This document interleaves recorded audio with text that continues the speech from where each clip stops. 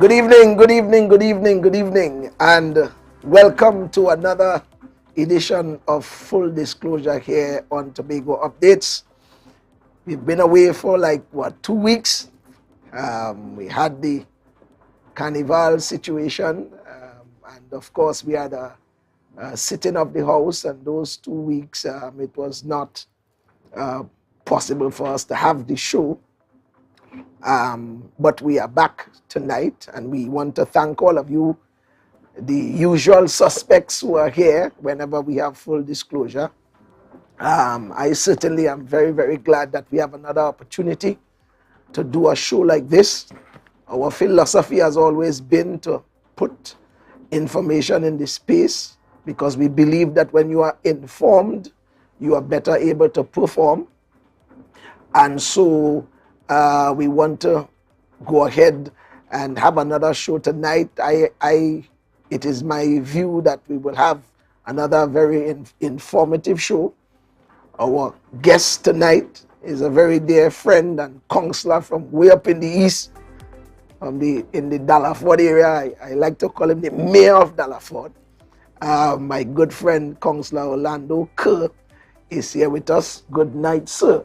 Good night, and good night to Tobago, Yes, and man. the wider listening and viewing audience. Yes, It man. is Yes, a man. pleasure to be here, Yes, and yes. I hope that I can do justice Of course. to the program. Of course, of course, of course, of course.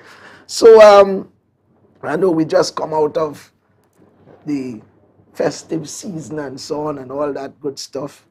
I remember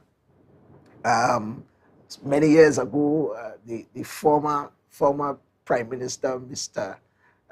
Eric Williams, he party over time to get back to work. You understand?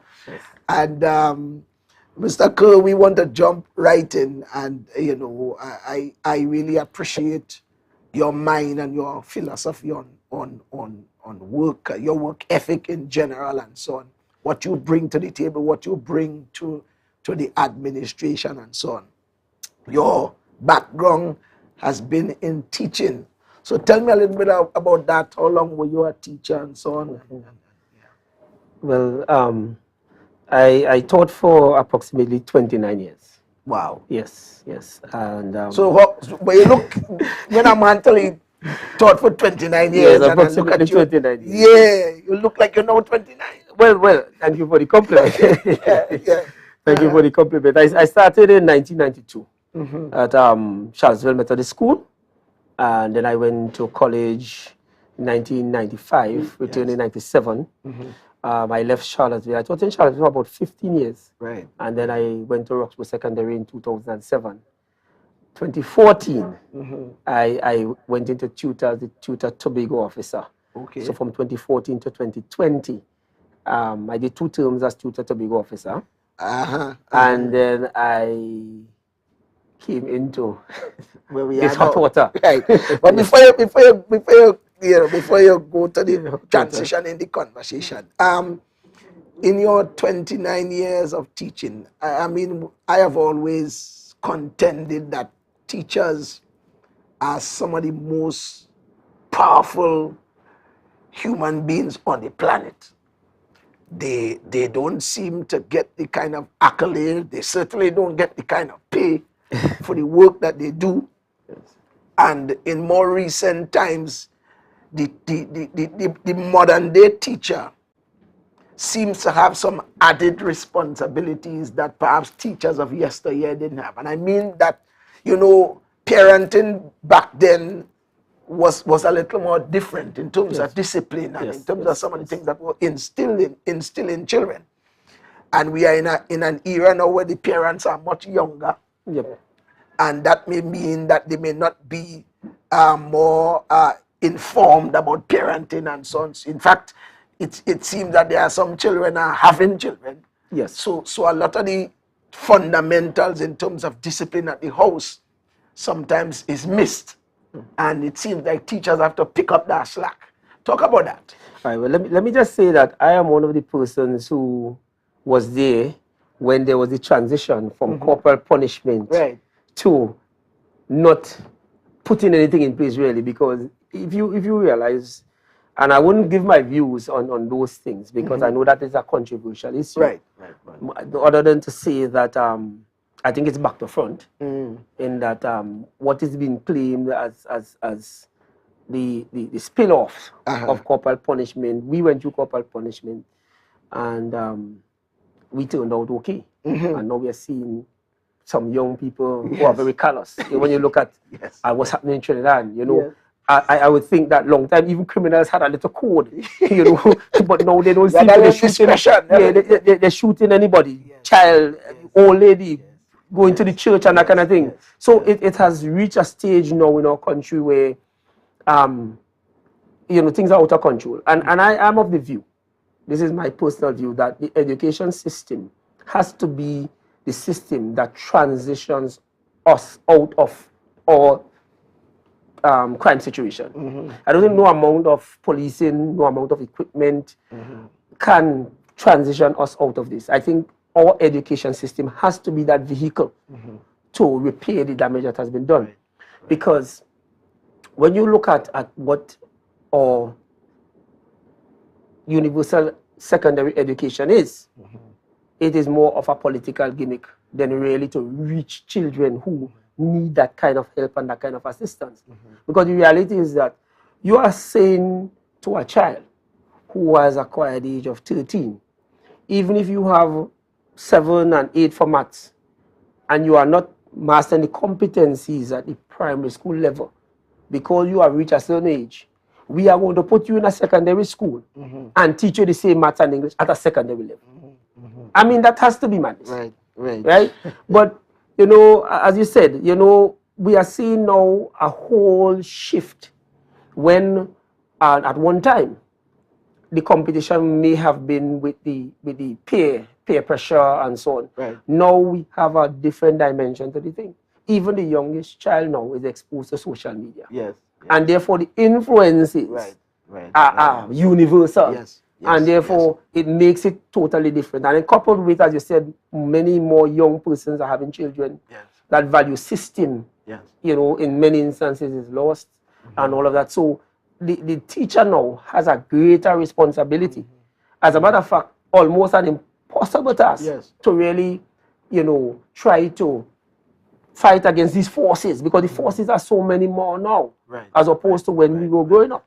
And that is the reality. But do you think that because teachers have to now become psychologists sometimes and even psychiatrists and doctors and fathers and mothers and pastors and prophets and because of how the landscape is, do you think because of these added duties that teaching is becoming much more difficult? Of course, teaching is much more difficult.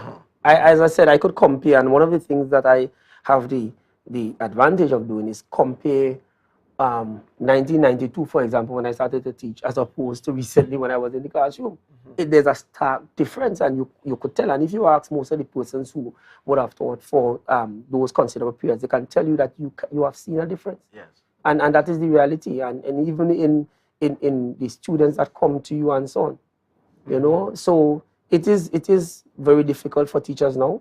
Because, as I said, there are so many more things to take into consideration. No, the reason I cannot belabor in this point, because, I mean, you hear people say teachers these days don't like the job, they're just there for the pay, and the pay and all that. You understand what I'm saying?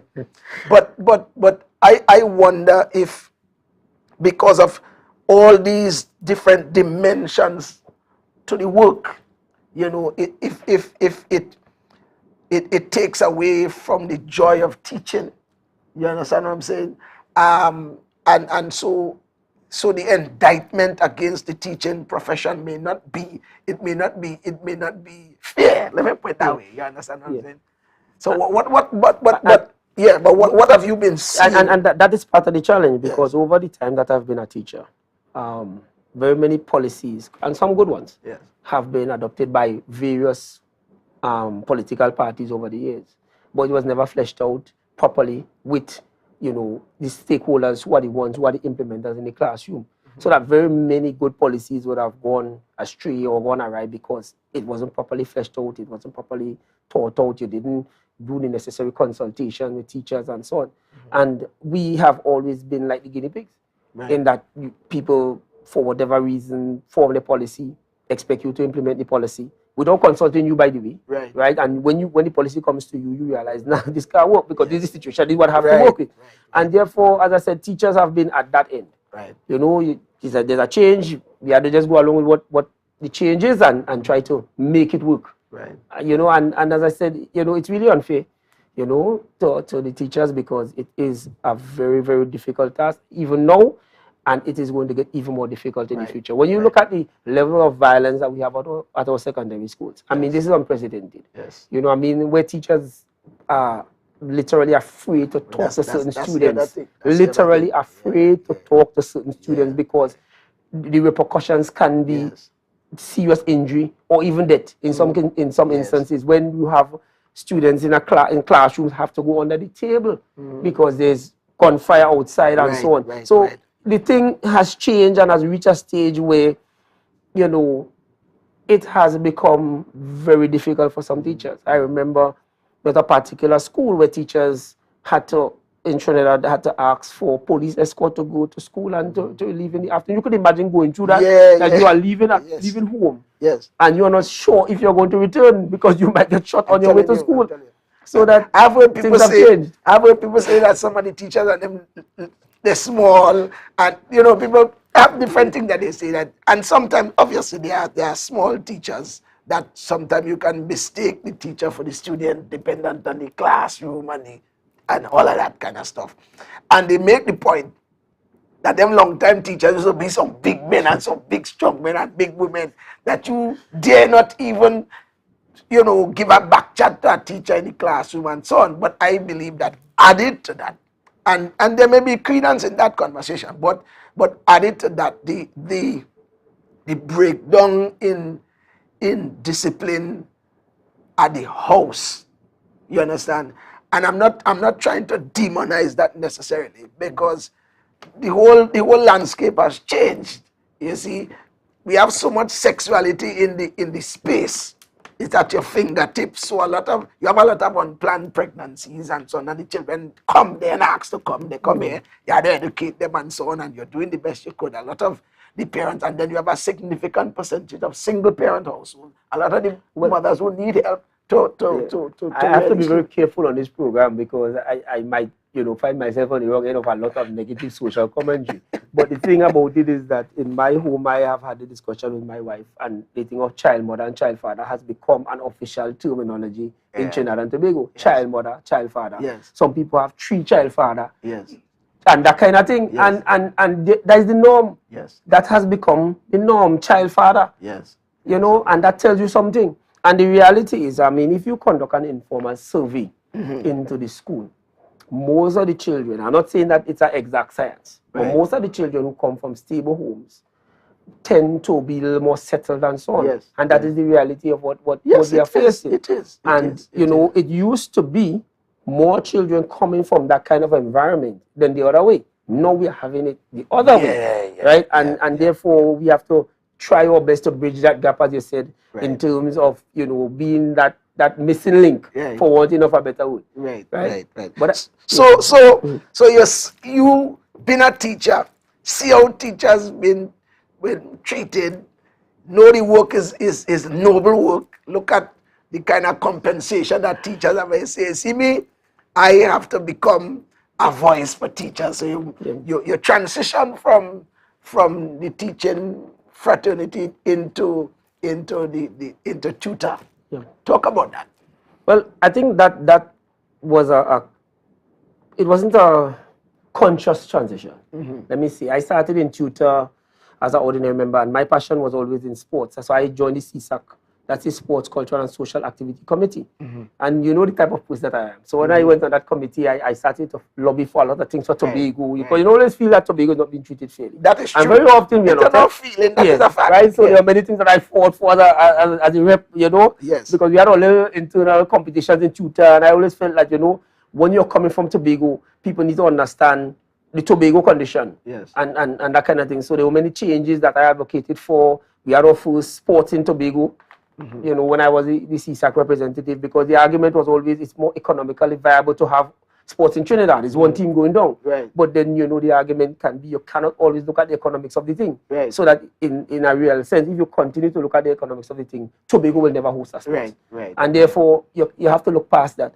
And, you know, I transitioned to chairman of the district and then Tobago officer, right? And I'm a person who is guided by the man upstairs. So that's many things that would have happened in my life sometimes when I look back at it, I don't even know how I got there, even now. And, you know, you just allow God to guide you and push you forward. And that was a period in my life when that would have happened. Right. You know, I was approached, I was asked about it. Again, it's not something that I thought or worked towards. It happened. It simply happened that I ended up being the chairman.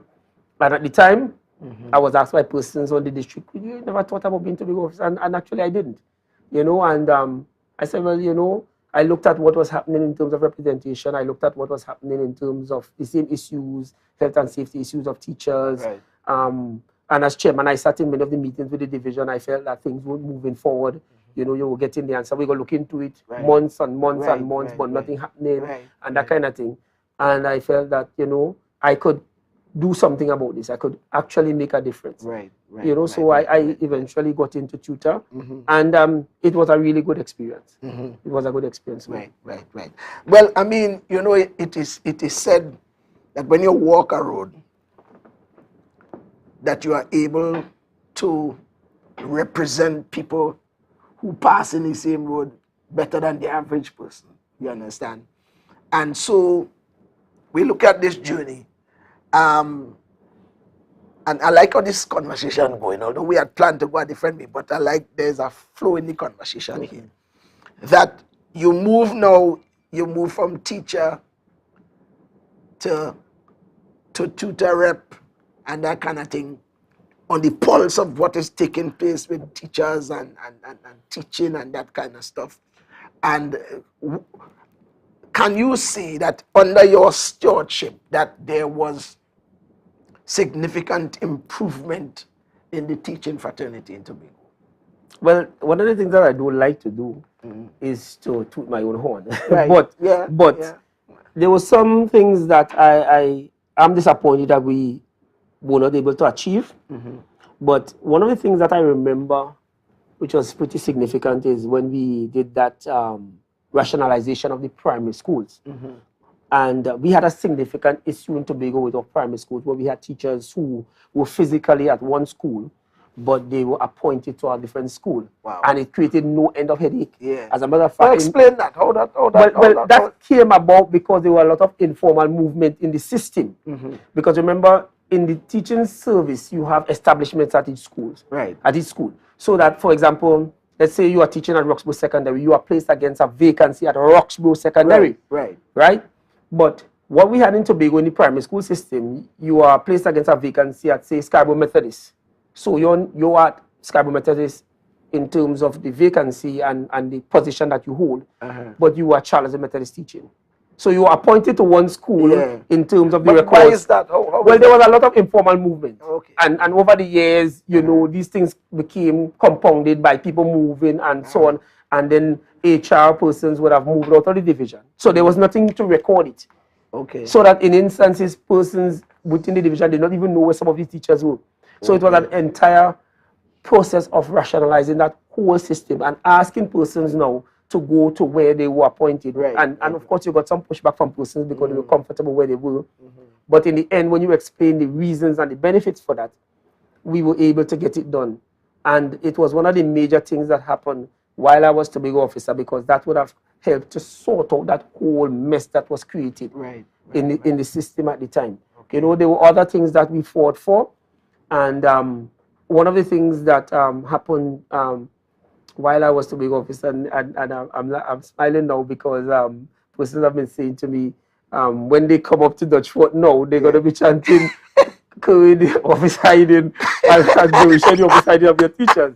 And because I remember we talking about Kelvin in the office hiding, and Hugh in the office hiding. Yes.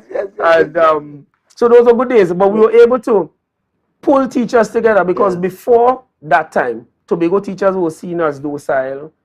You know, they never used to want to take action. They would go to work regardless of the situation and so on. And we were able to mobilize teachers, let them understand that, yes, I know that you want to be in the classroom, but this is important. Right. And we had some of the largest turnout in terms of, you know, strikes and protests and so on. And we were given a different, we looked, you know, the division stood up and took notice of what was happening. Right. And many things happened and many things changed and we were taken seriously, right? So those things happened, you know, while I was in tutor. And, you know, I mean, as I said, it was a good experience. Just the other day, I think it was yesterday, I spoke to Mr. Cadet, coincidentally, and Mr. Charles was there. Right. And we were having a discussion and I said to him, you know, one of the things that I admire about you and Mr. Charles is that you never took it personal.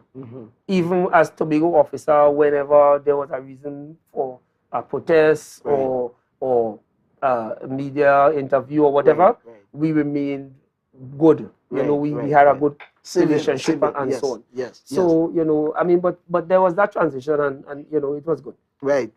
So teaching, tutor, and then you end up in the politics. You end up in the politics. You understand? And I know you have another tutor who does take some small punches at you now. That is an interesting situation and so on. But talk about this journey now, this decision that you made from there to come into this fray, this whole political environment and so on. Talk about that. Right. So the program is full disclosure, right? Yes, sir. So I'm going to disclose some things that persons did not know. I have never before now committed to any political party. I never wore a political jersey. I never participated in active politics. As a matter of fact, I worked for the EBC for numerous elections as presiding officer. Okay. Even at this election, my returning officer almost got into trouble when I became a councillor. Because the EBC questioned, how this man is a councillor, this man works as a presiding officer. Right. And he was careful to point out, but I have never seen this man in any politics at all. Right. So it was a surprise to everybody, right? And to be quite honest, is that I would have avoided politics for many years, for many reasons.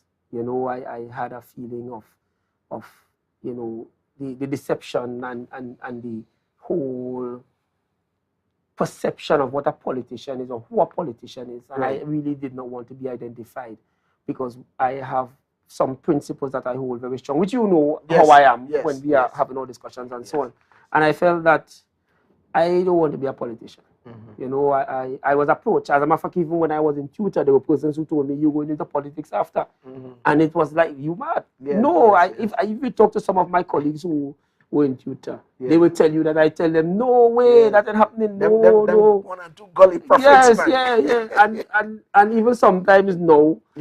Again, I ask myself how I got here. But then, as I said earlier, I allow myself to be guided by God because sometimes it's bigger than you. And even before I got involved, there were many persons who would have asked me along the way. They said, boy, I think you should get into politics. And so I'm like, boy, I don't want to get into politics. I don't want to get into politics. I was approached by political parties before.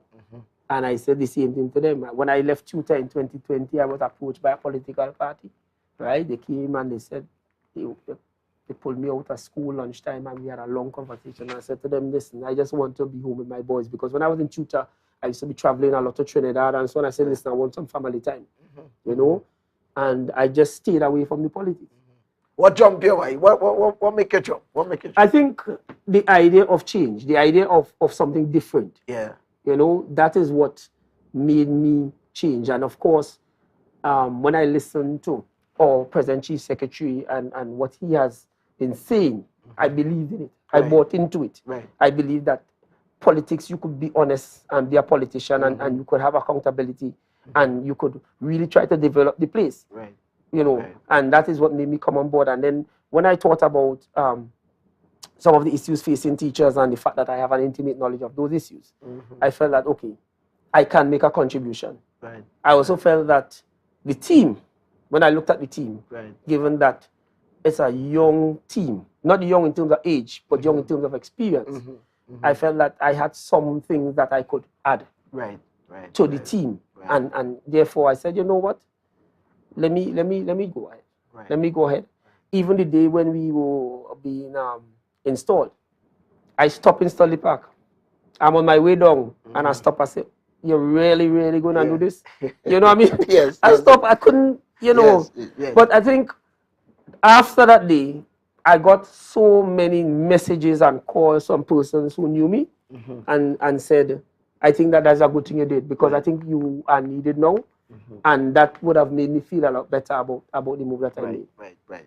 So I mean, one of the beautiful things about the team, and even with the chief secretary's leadership as well, is the various fits in the different divisions and so on. And so now you are in the assistant secretary for education with I'm trying to find a word. The beautiful and fashionable and highly intelligent Secretary Zorisha Hackett and so on, who has been in teaching for quite some time as well. And I always admire the synergy. You know, I always admire the way you guys work together. And I think that is emblematic of the teams, really. So I've been paying attention to the work that you guys have been doing to improve the whole delivery of education in Tobago and so on, the different things that you are implementing and so on. Trying to treat with some of those age-old issues for teachers and maxi drivers and those kinds of things and so on. If there was an issue right now that you want to bring to the fore and ventilate more as it relates to your work and your responsibility and your area in terms of the division and so on, what would that issue be? Well, certainly, I mean, HR issues.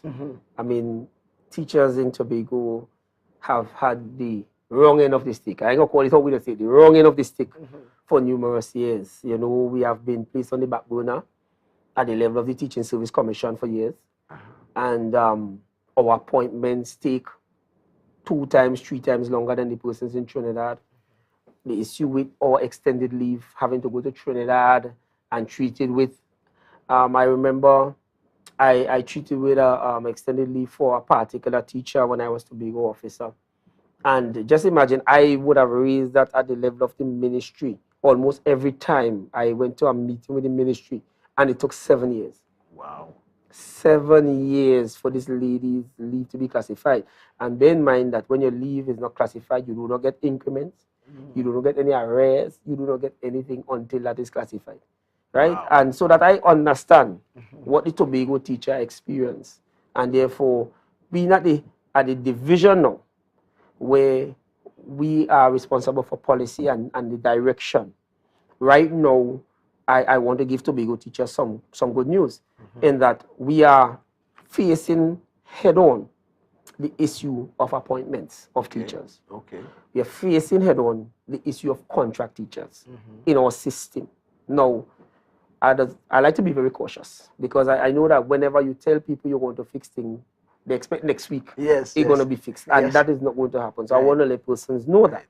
But I also want to let persons know that we have decided that we are going to tackle this problem. It's a huge task because over the years, we have been able to put a lot of contract teachers in our secondary schools.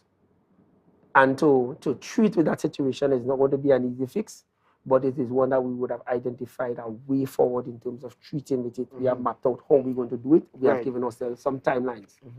And in addition to that, some of it is out of our hands. So, for example, appointment of teachers is done by the Teaching Service Commission. So that even when we do our part, it has to go to the commission for the appointment to happen. As a matter of fact, on Friday, I had a meeting with a representative from the commission, highlighting some of the concerns that we have and also sensitizing them about what we plan to do and that we need their input and their assistance in getting it done. Because there are two things that must happen. Those teachers who are on contract, those who have not been interviewed, must be interviewed. But then the commission is the one that organizes interviews. We are saying that we have an extensive curriculum unit at our division now, and therefore we should be allowed to conduct our own interviews so that we can expedite the process. That's one of the things that we ask for them to do. I have also asked that they seriously consider getting a desk for Tobago at the commission. Because before the files go to the commission, they must be processed by the clerks and so on. And we know what happens when Tobago files go to Trinidad. The clerk is busy to do that. So there is that aspect of it as well. Right? What we plan to do and what we have already done, we have been able to look at the establishments at the various secondary schools. And we have been able to identify some vacancies. We had a task force dealing with that. That had started even before we came into office. What we are going to do, we are going to fill the vacancies that exist, right, with persons who are on contract, who are so qualified, and of course, as I said, they must be interviewed and placed into those positions. That is the way we're going to do it. After we would have done that, where there's a need for additional positions to be created, we are now going to approach the cabinet. And again, this speaks to our whole autonomy issue because we have to go to cabinet. To ask cabinet to create position for Tobago schools. And mind you, the Tobago Office of Tutor was able to give me a document recently that shows a very, what should I say? I want to use the correct term. But when you compare the establishments of schools in Trinidad with the similar population as schools in Tobago, they have larger establishments, right? You mean they have more? They have more teachers, on appointed teachers, and therefore it is something that we are going to pursue. Because you can't be saying that in a particular school in Trinidad, a school that has 480 students, will have an establishment of say about 70 teachers, and a school that has a similar population in Tobago has 50 or 40 teachers, right? So there's a discrepancy. But then I am hoping that this will not be political. I am hoping that what is best for the students will be done. Because I know that in previous conversations with previous cabinets, what they looked at was the student to teacher ratio. And the student to teacher ratio in Tobago is small. But at the secondary level, you don't only look at numbers, you have to look at what subject areas are being offered. And therefore you will have teachers to teach those subject areas. The fact that we have so many teachers on contract means that those positions are needed. As a matter of fact, if we sent home all our contract teachers tomorrow, our education system at our secondary level will collapse. So therefore, that alone tells you that these teachers are needed. Right? I want to tell you something else. Not a single contract teacher exists in Trinidad. So you are looking at a situation. Not a single contract teacher is in the system in Trinidad at secondary level. And in Tobago, which is the smallest district, educational district, we have over 200 teachers on contract. And this has happened over the years. And that is why I'm saying that this is something that I intend to pursue. Because it is an indictment on us as well as, but we allowed it to happen. And over the years, this situation has gotten to the point now where it can be fixed and it will be fixed, but it is going to take some doing because there are other factors that have to be taken into consideration to get this sorted out, right? And we are committed to getting it sorted out, and we will get it sorted out. But I'm saying that when you look at that, what is happening in Tobago, and that has happened because there was a need, and you were being stymied and being frustrated, and the thing was happening, and we didn't want to leave the children. And I'm not saying we, because we didn't do this, but they didn't want to leave the schools without teachers. So the easy fix was to simply put teachers in their contracts so that all Tobago students would be taught. And it was said that the students in Tobago were failing. But there is the reverse side of that, because when you are on contract, you do not have security of tenure. You do not gain any seniority because you're not in the system. So therefore the issue of going for loans and all those things and mortgages, you can't do that. You cannot be promoted because you're not in the system. As a matter of fact, there's a debate about whether contract teachers should be doing the DPED and so on, because DPED is an in-service qualification. So that there are many things that places a contract teacher at a disadvantage, yes. right? So we are very much, going to be working on this issue of this contract teacher issue, right? I want to add also that the Harmon School of SDA is one of those schools that has gotten government assisted status in 2015, but no position was created at all for that school. So now we have to go back now, although the school was granted that, and make sure that the establishment and so on is created so that the teachers who can fit into those positions be appointed into those positions and so on. So it's a lot of work. It's a lot of work, I must say, and we would have had some meeting with HR, and we would have decided that we're going to have to bring some persons on board to assist and so on, where we need the assistance. And, we are optimistic. We are trying our best to see, how quickly we can get it sorted out. But it's not going to happen overnight. I want to say that again, because you don't want somebody come in and call me next week and say, Mr. Kerr, you say the contract teacher is going to... And it's not going to happen like that. Because, as I said, there are things that are out of our control. For example, when those things go to the commission, we are petitioning the commission now so that we can do the interviews, right? And we're going to put them in a position to say, well, okay, if you're not going to allow us to do the interviews, then you have to expedite the interviews, right? We have another challenge as well with administrators, appointment of administrators, and having persons acting as principal for 4 years and 5 years. As a matter of fact, I raised it with the person at the commission that we have a particular secondary school in Tobago here that has not had an appointed principal for more than 10 years. You can imagine that? Wow. For more than 10 years. Let me ask you this. So and that let me just say this before you ask the question. And mainly due to the board.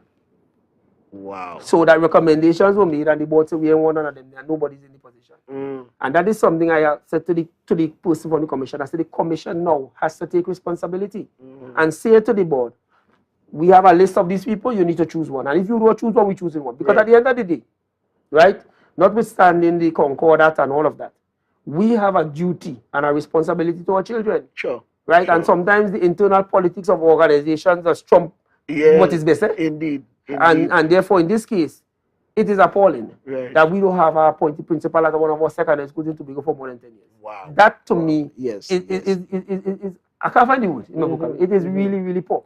As you describe the environment in which contract teachers work, how does that impact morale?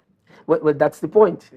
That's the point, in that we are saying that really that should not be the modus operandi. That should not be so prevalent in our system, but it is.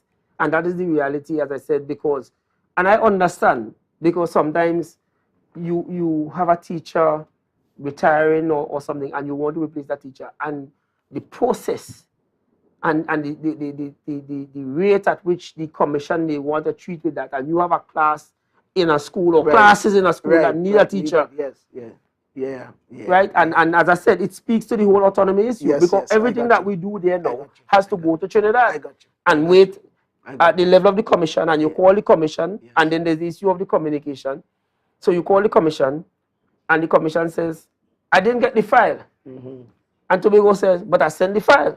So I'm going to send it again. And then 2 months down the road, you call the commission, I didn't get the file.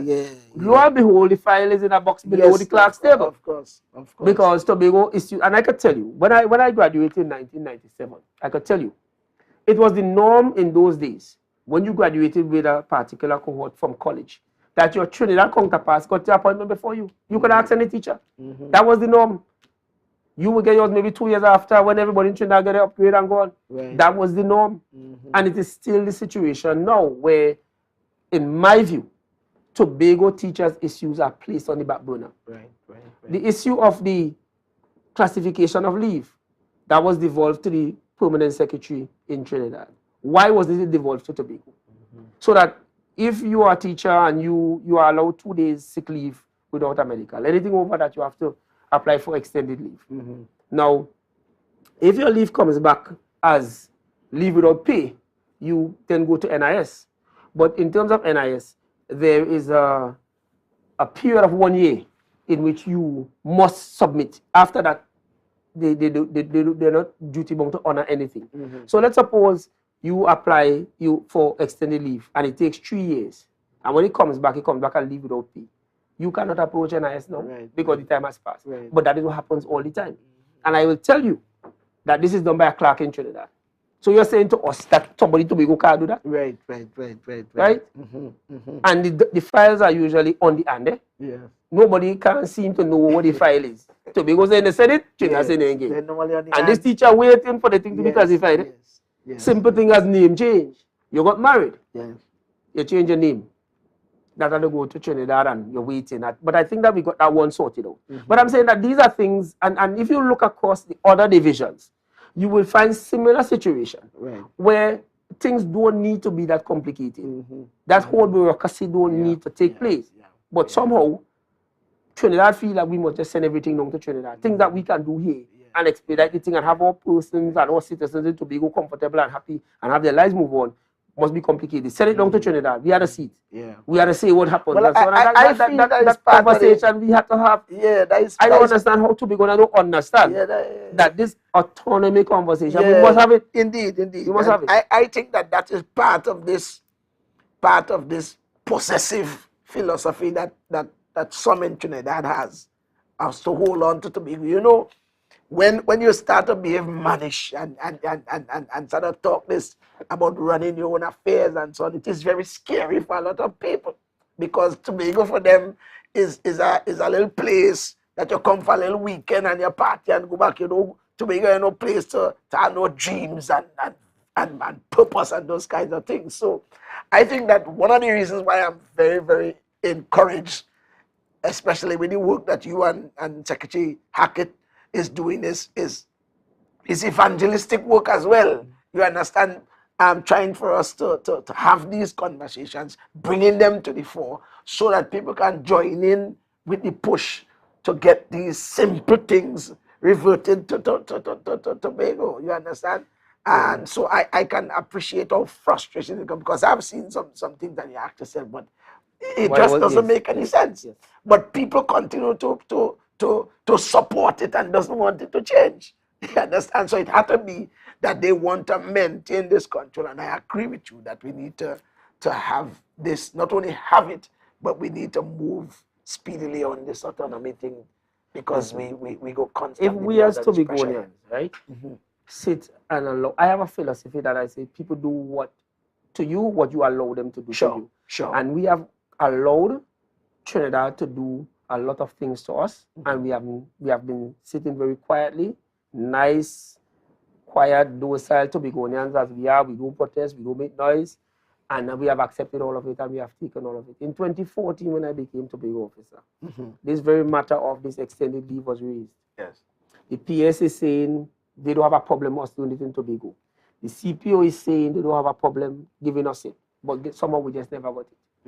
So you're saying that you don't have a problem, right? But we just never got it, right? And then at the level of many of the meetings that we have with the CPO, I had to remind them that when you are sending correspondence to the Ministry of Education in Trinidad, you must send the same correspondence to the division in Tobago. Right. And somehow they conveniently forgot all the time. And I had to always, every time, remind them, listen, you must send the correspondence to Tobago. That is how we are treated with scant courtesy and disrespect. Of course, because many times we've seen policies or actions taken unilaterally in Trinidad, and some of them may not be acutely applicable to the Tobago situation.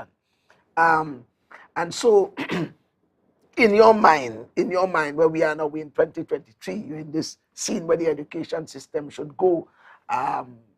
What is needed and so on. What are your thoughts? What are your expectations in this term?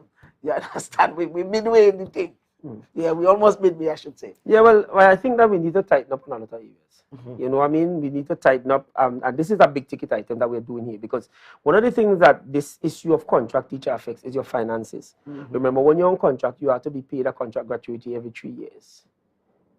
So we have a mounting bill of contract gratuities to be paid to teachers and so on. When you're in the public service, you get your gratuity when you retire. So that is one of the things that is a drawback in this, in terms of the finances, and in addition to the other things that I identify moral. You could be, appointed to one of the administrative position or middle management at dean or something. If you're a contract teacher, you don't go anywhere, right? So that, as you said correctly, it affects morale. It affects, you are seeing persons sometimes. If a younger person comes into the system and appointed, they're senior you. Yes, but that's the day that they get appointed. Yes, you could be teaching on contract for 15 years, and yes, somebody comes and get appointed T3 today. They are senior you, because you are not in the system, and therefore, how do you feel as an individual? Given all of that, and that kind of scenario happens, and sometimes it happens because of the field or the subject area that the person is teaching. There may be a vacancy there, and not in your field. So I'm saying that this is something that we are committed to working on, right? Because we believe Tobago teachers deserve better, and we are going to work on this. And I must say that so far we have had the cooperation of tutor, right? We're working together on this, and we are going to get it done. Right. But I am of the view that we have some simple things to treat with, and those simple things will improve the system. Right. I am just simply asking teachers to give of their best. Because as I said earlier when we started the discussion, I believe that education is the vehicle to change what is happening in society. I am convinced of that. And therefore, we have to make sure that when we go into the classroom, that our influence on these children, it remains there, because there are many negative influences outside of the classroom that these children are exposed to. And therefore, we have to ensure that when we print properly. Right? And it remains. And I am one of the persons who believe, at least when I taught, that outside of your subject matter, you teach about morals and values. Right? And you constantly guide children, because that is why they are children. They need guidance. Right? And we have to, as teachers, continue to press. Because this is our way out of this. Because somebody once told me, if we don't do that, these fellas are going to be coming into our homes. So that. Do you think the love for the profession meter is going downwards or upwards, Mike? I wouldn't want to answer that question. If I answer that question honestly, I will check some links on social media. So I wouldn't want to answer that one, but I would just want to say, it's not a trick question. It's not a trick question. But being a politician now, I wouldn't want to say that. But what I can say is that I think that we need to recommit ourselves to our profession. As you're aware, I'm always beating the drum about punctuality. I'm seeing too many persons being tardy for work and so on.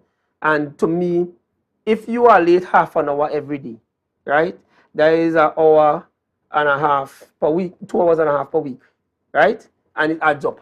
And it adds up. So you're robbing the children of time. Right? If you go to school and you're not fully prepared, you're robbing the children because you're not prepared to teach. And, one of the things that I have had a conversation with someone, we were talking about developing Tobago to the greatest little island on the planet. And I was at pains to explain to somebody, listen, if you are of the view that the 15 or 16 or 17 politicians can change Tobago, you're very much misguided. Tobago has to change by the people. The persons who are so entrusted to lead can lead. But there's a old saying, you can lead a horse to water and you can't make it drink. And people have to be cognizant of the fact that if Tobago is to be transformed, then all of us have to put our shoulder together. And I'm seeing where very many persons are saying, well, you say you're going to fix this or fix this, and pointing in a certain direction. And therefore, if that is the attitude, I am very concerned about our future for Tobago, because that cannot be the attitude. The attitude has to be one where we all make our contribution in our various spheres in order to move this place that we call Tobago to the place that we want it to be. Sometimes I wonder, sometimes it seems that Tobago appears to be broken sometimes. When I say broken, I've said this before, perhaps on this program, but I remember in one of the orations of former President and Prime Minister A.N.R. Robinson, he was saying at that time that Tobago was in stasis, Mike. You understand? Lost its momentum. I want us to play that clip, because I think with the conversation that we're having, I want to say something about that. Right. Okay. There's a reason why. Yes, and so- I'm watching the time, and I want it burned me. Yes, yes, I got to be going there, and I want to make a point. So yes, so we have a video clip that we I want to want say something about current affairs. This was maybe yesterday or Yeah. or sometime. A video clip of one of the area reps here in, I think is in the Goodwood area.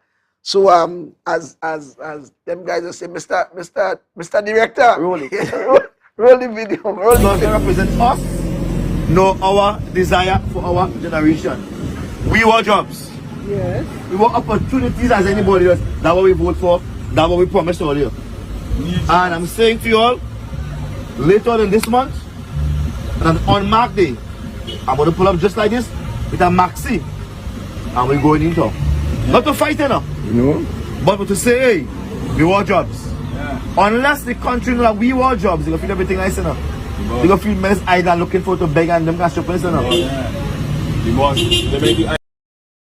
Right. Right. Right. So, you know, the truth is, I really did not look at the video. This is the first time I'm seeing it, but I've heard people commenting and so on. I'm gonna let you weigh in first. And then, Well, let me tell you my feeling about this, and I will take some on social media, but my backboard, I will take that. right. I believe that our politics need to mature here. We need to go past, well, maybe I'm naive to think, deception and keeping people ignorant. Because the reality is, I've heard a lot of people saying, we want jobs. Yes. Give me work. Just give me work. And I wonder if they sat and they thought about it objectively. Because if they did, they realize that it's not as simple as just go down the road, hey, I come. Right. It doesn't work that way. And remember, 90% of the It people who doesn't say, work that way. but here it is, 90% of the people who saying that they want jobs, they want that job from 6 to 8. Eh? Well, 90%. that's the other thing I want to get to. Right. Right, because the thing about it is that, as far as I am aware, in order to employ somebody, there must be some vacancy. Sure. Right? And if it's in the public service, you apply, there's an interview, you're successfully appointed. If it's on contract, the similar situation happens. And there are other ways that persons might be selected for employment. But at the end of the day, there's a finite number of positions. Right. In other words, you can't employ everybody. But that's So you can't just go into a village and just say, everybody who want to work, come. Yes. Right. It cannot work that way. Yeah. And therefore, the narrative that has been pushed by certain persons, I want to ask a question. Tell me, how do we employ all these people and how do we pay them? And what do we put them to do? Right. If you are just simply saying, just give them work. And my concern, and I think I would have expressed this at the level of the Executive Council, is that we have to be facilitators. Sure. One of the things that we have to do, we have to provide opportunities in training so that these young persons can develop themselves. I don't believe in keeping persons down because you want to keep them a certain way, you give them a little thing. And keep, I'm saying let us develop our human capital into being. Sure. Let us train our young people. Let us provide opportunities for them to be developed. Because the reality is, right, most of them are unskilled, most of them are untrained, and therefore, how many persons can you employ where there is no skill? What do you put them to do? Yep. And that is the challenge. And I'm saying that we, again, with the same argument of developing Tobago as the greatest little island on the planet, we have to look at developing our human resource. Sure. And a critical part of that is not just simply giving out, handing out, and saying, well, you give everybody a work. Because the THA cannot employ everybody. Indeed. And here's another thing too. There are job opportunities in the private sector. You understand? There are job opportunities in the THA. Yes. I know that interviews have been done Right. for certain jobs. And they had to do over the interviews Yeah, because well, the persons who applied Yes. did not pass the interview, Yes. and those vacancies still exist. Yes, So yes. there are opportunities for persons, Sure. right, Sure. both in the public and in the private sector, that many persons cannot take advantage of because almost everybody want a particular job. But that's the point. That's the point. They want a particular That's job. the point. That's the point. And I think too, there is this culture about an early morning walk, and then you have the rest of the day to hustle, to do whatever is your hustle, or to do some other job. Well, some of them don't hustle, eh? Some of them. You know, the problem I have with that, boy, the problem I have with that, society is designed in such a way that there are people at different levels, different intellectual capacity, and people have different skill sets to fill different places. At the bottom, there are always going to be persons who may not be intellectually inclined. They may be socially displaced. So you need some kind of social program to treat with that. Yes. But you find a significant percentage of the persons that try to infiltrate and try to be in this do not deserve to be there. They don't qualify to mean it. When I say no, they shouldn't be in that position. You understand? Yeah. Because some of them are the business, some of them have skills, and so on. Some of them even maybe work in other jobs. So they clog up the thing. So the real people who this thing is designed to help become almost like a burden to the state. And it shouldn't be like that. And I'm saying that persons have responsibilities. Mm-hmm. You as an individual, you have a responsibility to develop yourself. The state is going to provide the opportunity for you to do so. Sure. And I could tell you about areas where there has been training for young people. Sure. And they sit on the block and lime holding. Mm-hmm. And therefore, I'm not casting aspersions, but I'm saying that there are opportunities. Even in the private sector, I know that we have opportunities where construction is taking place, and they have to go to Trinidad to get certain people because our persons here cannot take advantage of the opportunities. And I'm saying that we have a responsibility to provide those training opportunities and opportunities for young persons to develop themselves. But young persons have the responsibility to ensure that they take advantage of that. Mm-hmm. I just want to remind people of one instance, and I had an aha moment where when we did the town hall in Roxborough, where the gentleman said, I want a contract, or they give me a contract. Right. And the chief asked, are you registered? You remember the answer to that? Yes. He's not registered. Right. So you know, it's as though, well, the whole issue of persons doing their part and making sure that you are registered. And I know that Dr. Faye did training in that area, right in Belgarden. There was training available for you to go and find out what you need to do and so on to register. Mm-hmm. And there's this sense that people believe that, you know, I will just sit at home and you will just call me on the phone and give me a contract. Right. I mean, that used to happen before. Yeah. But somebody on the live here said, and I wanted to just to get your thoughts on that. I have not seen it since I've been in the Division of Community Development, but they say that there are persons that are overqualified. Mm-hmm. You know, I don't know if you have seen anything like that in your division where the particular job that may be available and people come to the interview and overqualified. I've not seen that. But the thing about it is that sometimes individuals might have qualification more than what is necessary for the particular job, and they might decide, well, okay, I'm going to take this for the time or whatever. Mm-hmm. And then there are the persons, for example, there are teachers who are teachers, T1s, T2s, T3s, who have their masters, and they are teachers because they believe in developing themselves. So the qualification is not so much about remuneration, but about their personal development. So there are persons who think like that. Mm-hmm.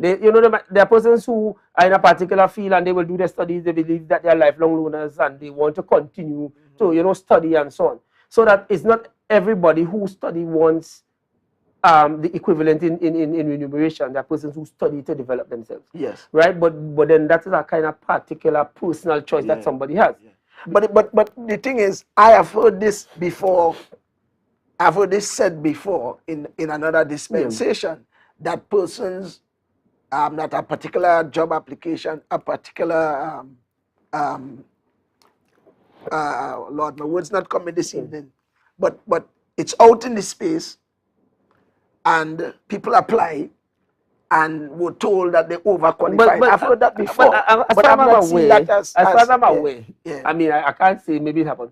But usually there's a minimum qualification. There's not a maximum. Right. So that there's not ceiling. But that's what if the qualification is 5 O-levels, and you have 5 O-levels and a degree, I don't know, they can tell you, well, you have a degree. Yeah. So you can't, because I've heard it before. I've just never experienced it since. Because I think, as I said, it's a personal choice. Because sometimes somebody having a qualification does not necessarily mean that they might apply because this is what they want to do. This is what they have a passion to do, and therefore you can't say to the person, well, You have the qualification, but you have too much because, you know, I mean, that might be what the person wants to do. So I don't see that as being, Right. you know, right, an right. issue. Because really.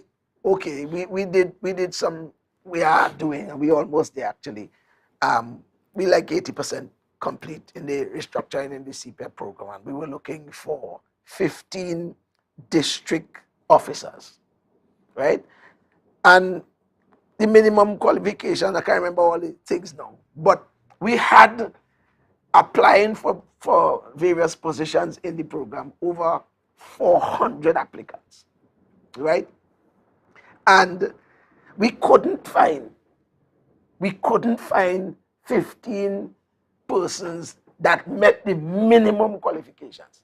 We had to go back again, you understand, and still couldn't find it. And this is what I am saying. Yes. That when we push the narrative that we will work, let us go down with a maxi and protest. Right, right. I think the narrative should be, Yes. young fellas, we are going to try to facilitate you. We're going to try to develop you. We're going to try to bring as much training.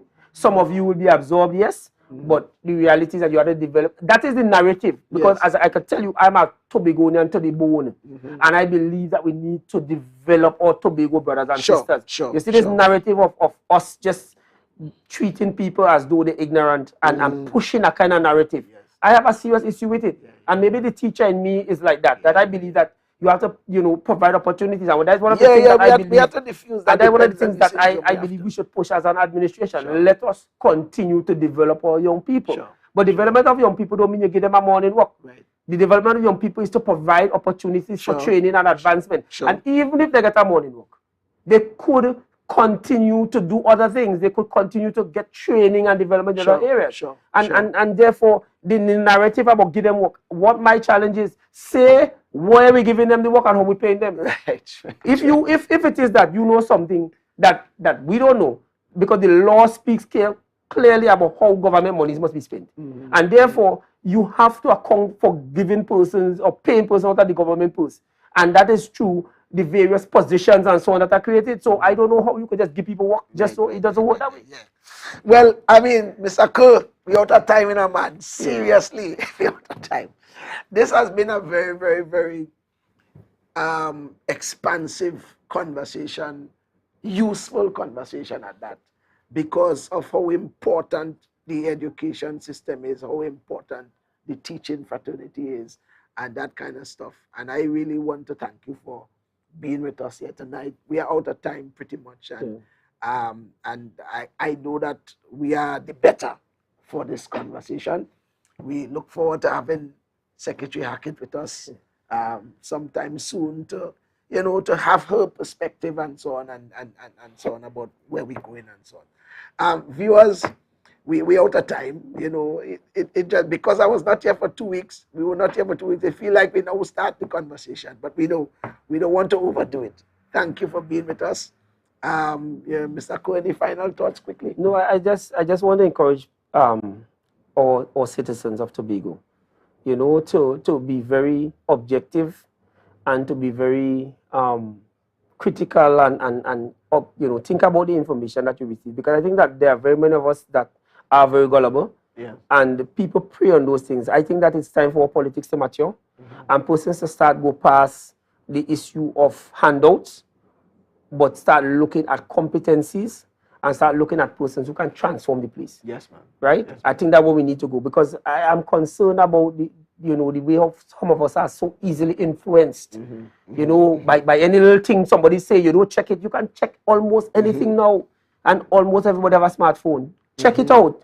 So when people tell you things, be objective in your mind and check it out to see what they're saying is the truth, because I'm realizing that there are persons who are bent on deception. Right. Well put it, man. Well put it. All right, ladies and gentlemen, we have to leave it there. Thank you for being with us. We look forward to another program next week, God's willing. Take good care. We'll see you.